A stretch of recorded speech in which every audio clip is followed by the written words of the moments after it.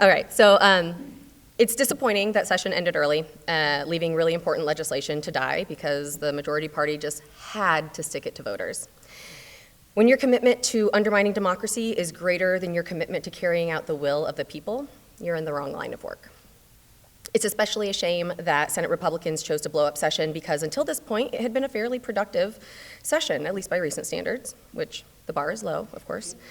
And while some incredibly bad bills did pass, we enacted several important bills that Democrats have been pushing for years.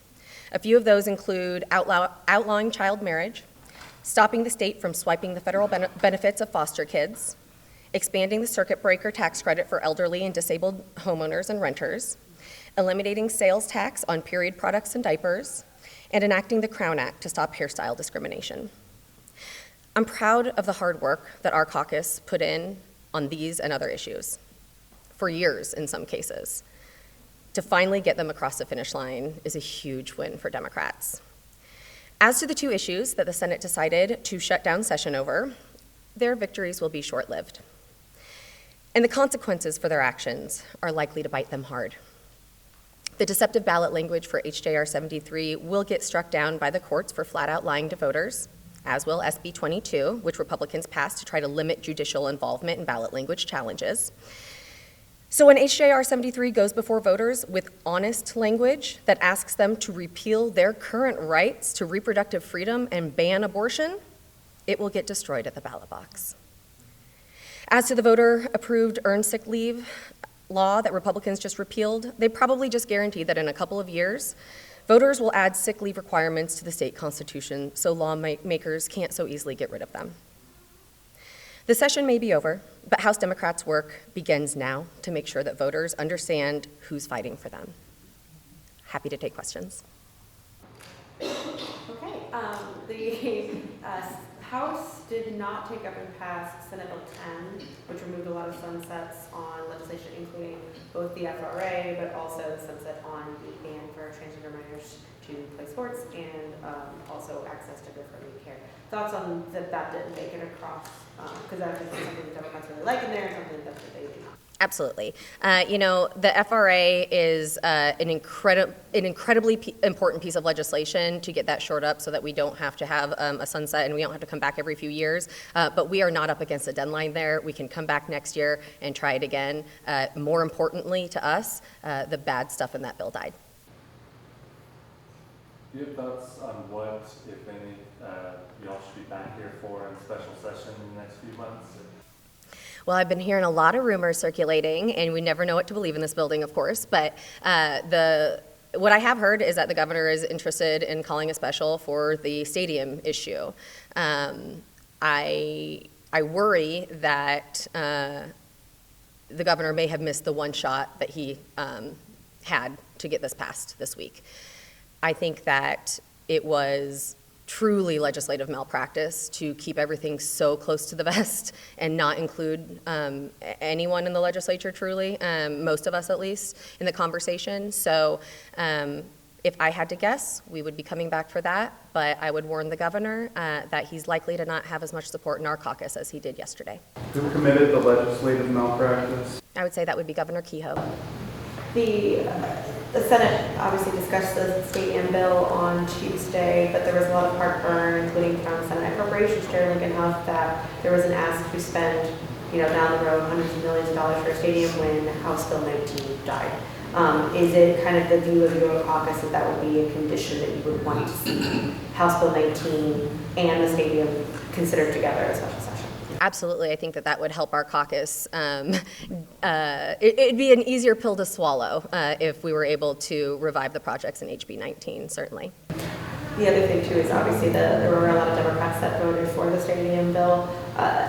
You said you see fewer of those votes in a special session considering 19 as well as what happened yesterday. Yeah, I mean, listen, when the governor came to us and told us this was his priority, and let me reframe. When the governor's office came to us and said that this was a priority just a few days before the end of session, we discussed as a caucus what that looks like, what the impact would be on Kansas City and the state if we were to lose our professional sports teams.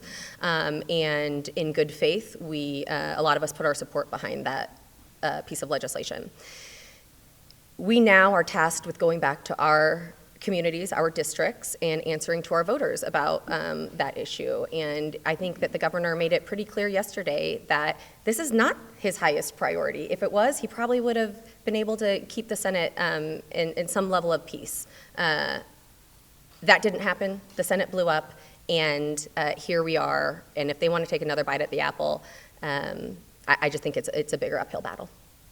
The Republicans now have a unified supermajority, unlike past years, and they've also shown willingness to use the previous question twice this year. If those two things continue next year, what strategies do Democrats have to push your priorities and to oppose theirs? In the short term, Democrats plan on continuing to be the adults in the room to make sure that we have, we push the bipartisan legislation that we've been working on for years and that most of us have handed over to our Republican counterparts to put their name on so that it can get across the finish line. I can only speak for what happens here in the House. I cannot speak for, the unity or lack of unity in the majority caucus in the Senate and how that's going to look next year or what's going to happen in the Senate. But I can tell you that this year in the House, while there have been some frustrations and some pains, and listen, being in the super minority is not a walk in the park. It's very hard. We lose nearly every fight we get into. That said, House Democrats are strong. And in the short term, we will continue to use every lever of power we have here in the building. And in the long term, we will flip seats and gain more power. Are you going to give Marlene Terry her committee assignments back? That is an internal caucus decision, and I can't answer that. Why'd you strip her of her committee assignments? Last week, the Democratic caucus took a unanimous vote to support fully funding the foundation formula, as well as not spending money on ESAs. Unanimous consent was reached in the room for the first time in our caucus in recent history. And that was a mandate from my caucus that there needs to be consequences for not representing the Democrats in a conference committee on those issues. That didn't happen. Consequences were enacted. The rest of it will be left up to Marlene if she can gain the trust back of the caucus. Do you have any concern that the governor will look at the money in the foundation formula and trim from it? It's my understanding that foundation formula dollars cannot be line itemed. I believe, or vetoed, I should explicitly say. The fear is that some could be withheld this fiscal year, and so there will be pressure put on the governor to not withhold any of those funds. But my understanding is the Constitution bans the governor from line item vetoing foundation formula dollars. This is obviously marks the end of a smoother than normal session after the last couple of years, especially on the Senate side. But the end of this session, do you believe it will be a little harder to get things across, especially regarding Senate Democrats? Yes, absolutely. I think that yesterday Senate Democrats made it pretty clear what the consequences of 2 back-to-back PQs would be in the Senate. I can't speak, again, I can't, and I won't, I refuse to speak for the Senate, but, it'll be interesting to see how that plays out next session. Like I said, I'm hopeful that House Democrats can continue doing the important work that we came here to do, that we told our constituents that we were going to do when we asked them for their vote, and, I guess time will tell.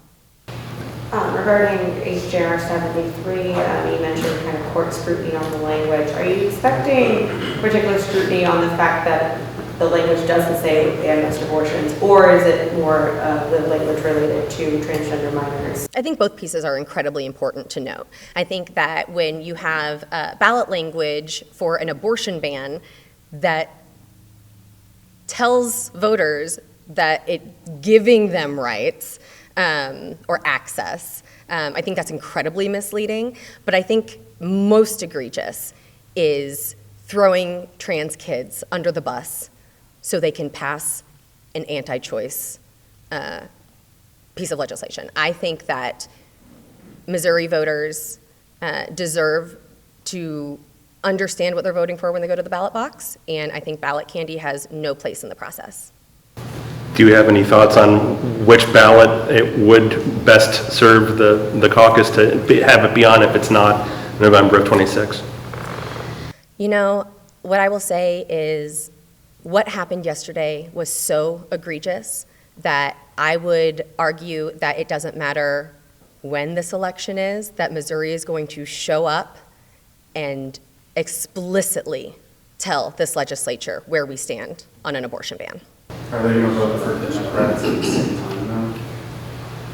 Well, like I said, our work starts today to make sure that Missourians understand that we are the ones fighting for them day in and day out. We are the ones representing their values. We are the ones who are working across the aisle in good faith every single day to get things done.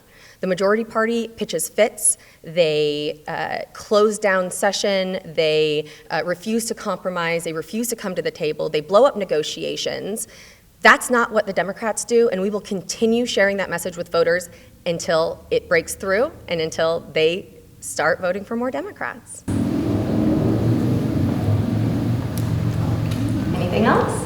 Any predictions on when a special might come? I would guess that if a special is over the stadium stuff, the governor will want it done sooner rather than later. Maybe early June. I don't know. We'll see. All right. Thank you all so much. It's been so great to work with y'all this year. Thank you.